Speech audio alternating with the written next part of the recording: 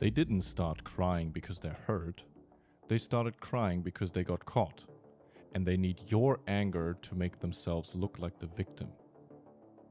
Have you ever found yourself standing in the middle of a dimly lit room, clutching absolute, irrefutable proof of someone else's betrayal, yet somehow you are the one on your knees apologizing? Have you looked directly into the eyes of a person who explicitly lied to your face, only to watch them suddenly collapse into a fit of breathless, theatrical tears? Within a matter of seconds, the landscape of reality shifts.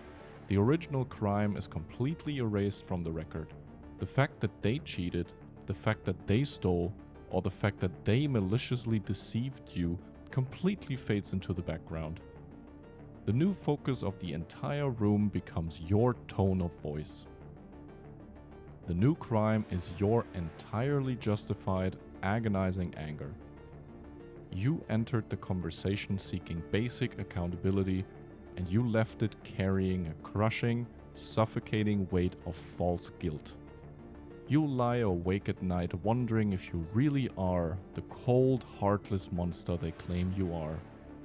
You ask yourself if you pushed them too hard.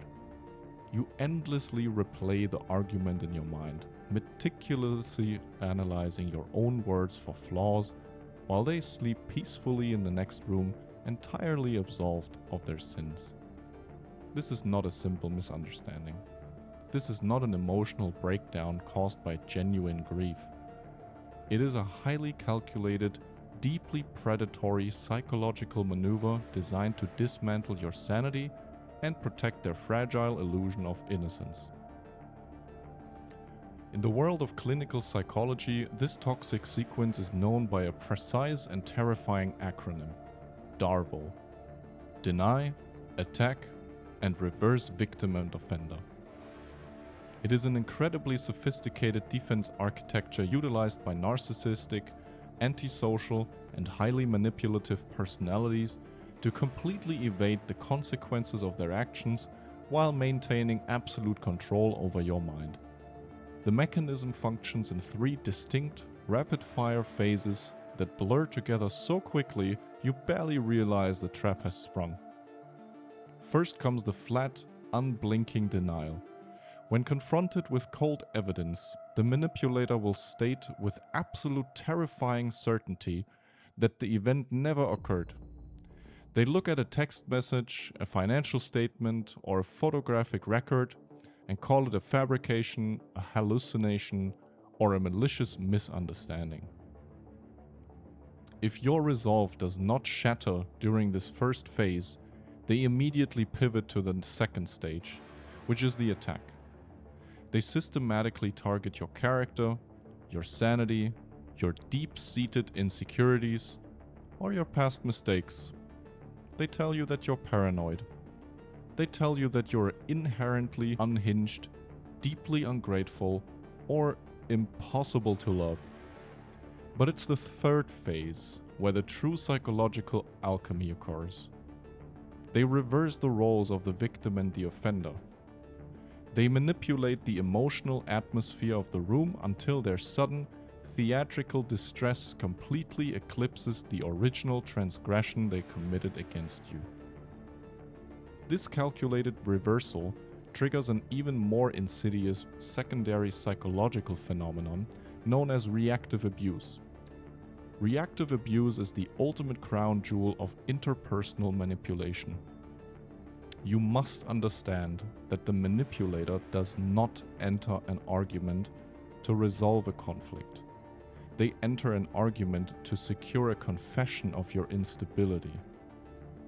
To achieve this, they will quietly, systematically needle your deepest psychological wounds beneath a veneer of calm. They will use quiet insults, dripping sarcasm, microscopic facial expressions of contempt, and hours of cold, agonizing stonewalling. They will push you, millimeter by millimeter, directly to the absolute edge of your emotional cliff. They wait with cold patience for the exact microsecond your psychological guard drops. The moment you finally snap. The moment you raise your voice to match their hidden malice. The moment you slam your hand on the table or use a single harsh, desperate word to defend your reality, the trap violently snaps shut. The manipulator instantly drops their subtle aggression. They adopt a posture of absolute terror and fragile vulnerability. They weep openly. They point their finger at your outburst and broadcast it to the world. They scream, "Look at how dangerous you are. Look at how you treat me." They take your reactive agony, your completely justified survival response, and they brand it as systematic abuse. They use your legitimate self-defense mechanism as permanent, structural proof that you were the abusive villain all along.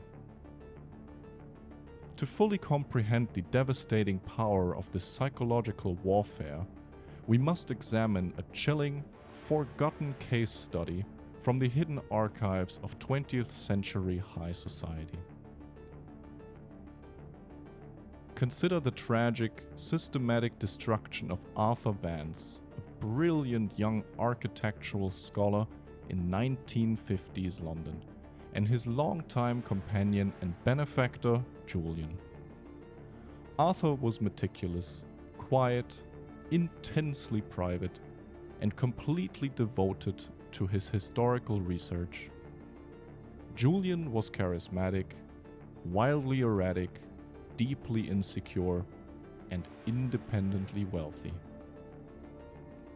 Over the course of 4 years, Julian quietly and systematically drained Arthur's academic research funds to finance his own mounting private gambling debts, forging signatures and burning original historical manuscripts to cover his tracks.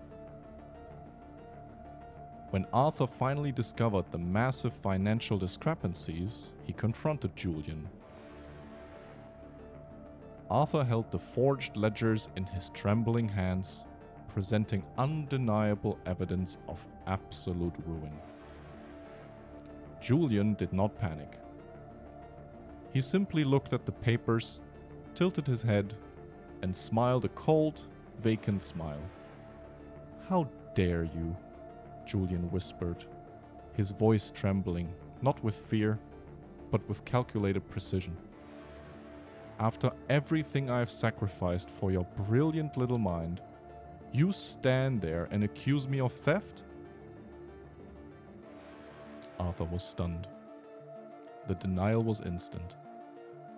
Julian stepped closer, his eyes narrowing as he initiated the attack. "You are losing your mind, Arthur. The long hours in this dark room have rotted your sanity. You've always been inherently ungrateful, parasitic, and cold-hearted. You are inventing ghosts to punish me for your own academic failures." Arthur's chest tightened. The gaslighting was suffocating.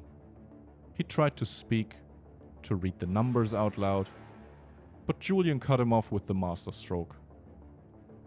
Julian threw himself onto the velvet sofa, weeping hysterically, gasping violently for air, clutching his chest as if suffering a terminal cardiac event. He screamed that Arthur's cruel, baseless accusations were literally killing him.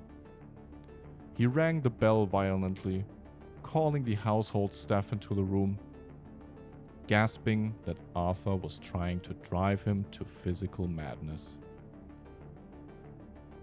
The staff did not see the forged ledgers on the floor. They only saw the respected, wealthy Julian sobbing in helpless terror, and Arthur standing over him, pale, rigid, trembling with a mixture of shock and fury. The narrative was instantly, permanently rewritten in that single room. Arthur was quietly dismissed from his academic position under the whispering rumor that he was violently unstable, paranoid, and profoundly abusive toward his generous benefactor. Arthur spent the remainder of his tragic life in self-imposed isolation, entirely broken, genuinely believing that his pursuit of the truth had made him an absolute monster. He died in complete obscurity, while Julian remained a highly celebrated patron of the arts, completely insulated from consequence by the tears he had manufactured in a single afternoon. This historical tragedy repeats itself every single hour in modern relationships, corporate boardrooms, and toxic family dynamics. The modern manipulator relies entirely on one fundamental human vulnerability: your empathy. Good people possess a natural biological aversion to causing pain in others. When you see someone cry, your brain instinctively releases oxytocin, signaling you to immediately de-escalate, comfort them, and alleviate their suffering. The manipulator knows this loophole in human biology. They exploit it ruthlessly. They use their tears as an emotional smokescreen to completely blind your logical faculties.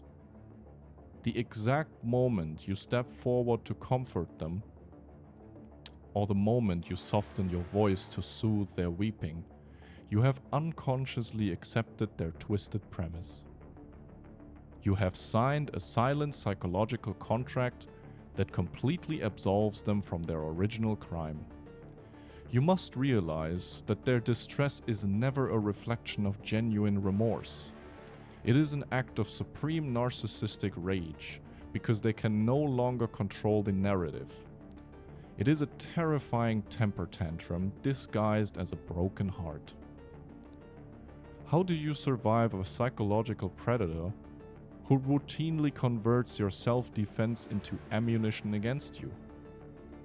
You must implement a cold, calculated counter-strategy that defies your natural human instincts. The absolute first rule of dismantling the DARVO architecture is the immediate, total cessation of all emotional output.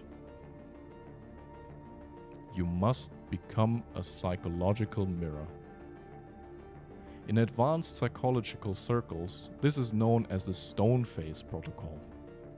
When you confront a manipulator with proof of their behavior, you must actively expect the script. You must mentally prepare for the denial. You must anticipate the personal attack.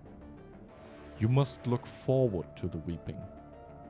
When the tears inevitably begin to fall, do not argue. Do not yell. Do not attempt to defend your character against their wild, fabricated accusations. The absolute microsecond you try to explain your intentions, you are validating their lie.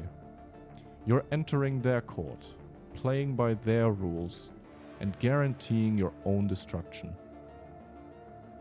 Instead, look at them with absolute clinical detachment. Watch their tears flow the exact way a scientist watches a chemical reaction occur inside a glass beaker. Maintain a completely flat, monotone voice. State the objective facts, and only the facts, once. If they scream that you are hurting them, look them dead in the eye and reply with a singular, unshakable phrase. I am holding you accountable for your actions. Your distress does not alter the facts. When they realize that their tears are not producing guilt and that their attacks are not producing anger, their psychological machinery will experience a catastrophic, total system failure.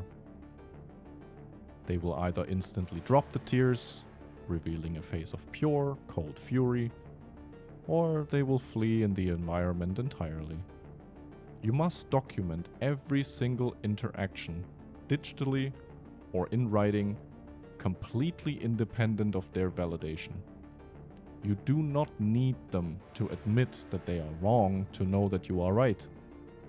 You must learn to sit comfortably in their intense hatred, knowing that their anger is the ultimate proof of your psychological victory. The ultimate victory over a master manipulator is not forcing them to confess their sins. They will never confess. They will carry their lies directly to the grave. The true victory is freeing your own mind from the deep illusion that you are the problem. They desperately need you to carry the label of the monster because it allows them to remain the spotless saint in their own twisted story. They require your guilt to fuel their innocence. They demand your silence to protect their darkest secrets. The next time someone turns your reality upside down, step back from the emotion. Look closely at the theater of their pain and ask yourself a dangerous question. Are you actually dealing with someone who's broken? Or are you dealing with a phantom who uses suffering as a shield? Why do you feel like the criminal when you are the one who was robbed? Before you utter another apology to the person who shattered your trust, remember the coldest truth of psychological warfare. They didn't start crying because they're hurt. They started crying because they got caught. And they need your anger to make themselves look like the victim.